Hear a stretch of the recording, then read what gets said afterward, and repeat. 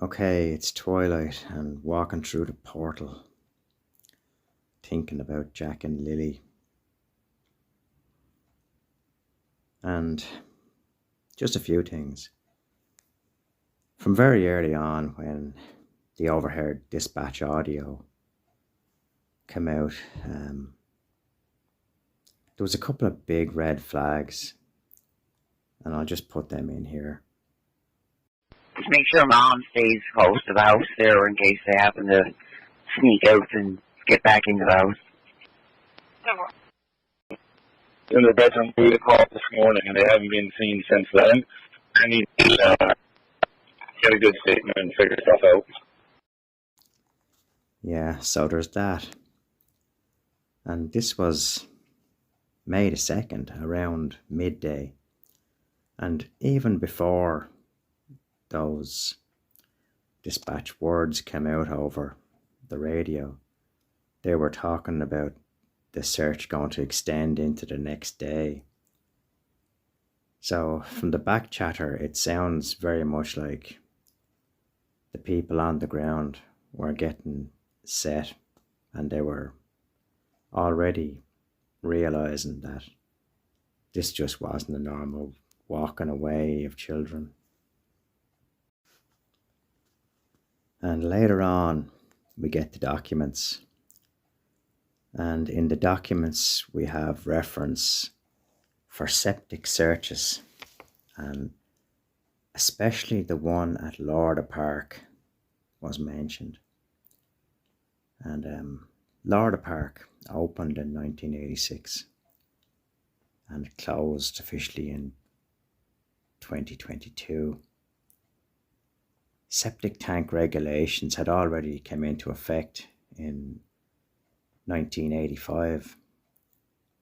And I'll just go to the documents just to get a reference for that. Okay, this is the documents with reference for the septic searches. And they were both done on Gerlock Road on the residence and the nearby Lorda campground. And we'll read from A. On May 21st, 2025, Constable McIntyre and Constable Donaldson went to Janie's residence and arranged for the septic tank to be pumped. Janie gave permission for it to be pumped. Nothing was located. And at B, on May 30th, 2024, Constable Donaldson and Constable Ronahan met with the owners Wanda Lease and Todd Pellerin of Lorda Campground. The following was searched. All locked and unlocked buildings were searched with nothing located. 3 septic tanks were pumped and a camera was used to search inside the tanks. Nothing was located.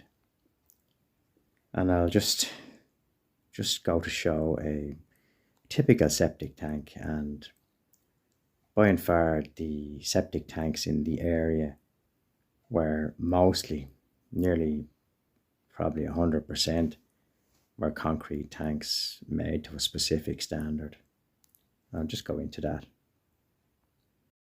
Septic tanks of the time were concrete construction, often reinforced with lids and wedge shaped, as in they didn't fall into the tank. They were keystoned as such. And as well as that, they were extremely heavy, the lids, extremely heavy, as in 100 kilograms plus in most cases, with most vents and access holes extremely small, as in 3 inches, max 4 inch. So a child is not going to lift 100 kilogram plus lid. It's not going to happen, and they're not going to get into a 4 inch hole. So I'll just continue on. So yeah, to me, from very early on, the RCMP was not just treating this as a walk away. They seemed well focused on these children were brought somewhere and put somewhere.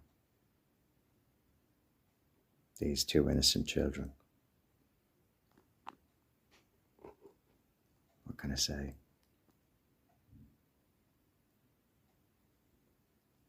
This is a bleak place we're in. And the dark days of winter.